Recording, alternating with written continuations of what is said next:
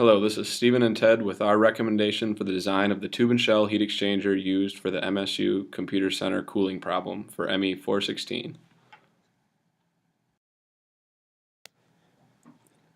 The intent of this problem is to design a tube and shell heat exchanger that will take advantage of the on-campus potable drinking water supply to exchange heat with heat from the MSU High Performance Computing Center.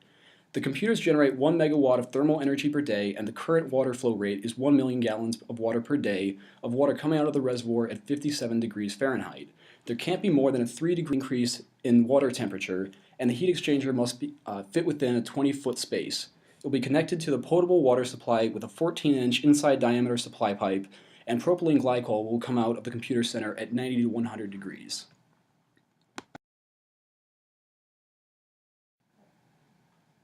For the analysis for the problem, we used a heat-energy balance equation in order to look at the heat that needed to be exchanged from the water compared to the given parameters that were available.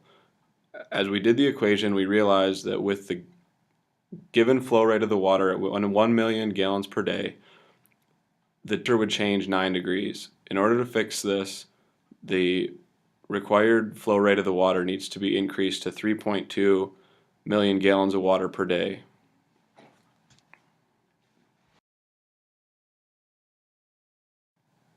Aspen Exchanger software was used to design the heat exchanger.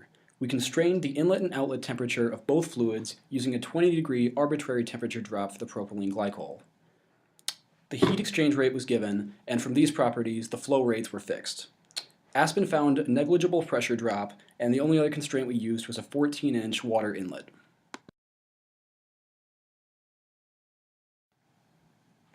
Aspen Exchanger designed a tube and shell heat exchanger that would meet the design requirements for this problem. 3 different materials were selected as suitable materials to transport potable water.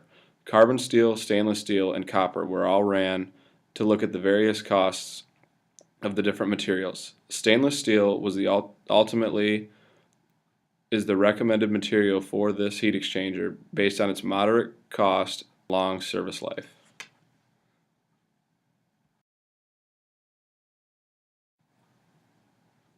The solution recommended by Aspen uses 2 shell and tube heat exchangers run in parallel. The overall length is 17.5 feet, and this solution meets the necessary heat load and temperature requirements. A possible supplier for the tube and shell heat exchanger needed for this problem is Dry Coolers Inc. of Oxford, Michigan. They manufacture industrial cooling system.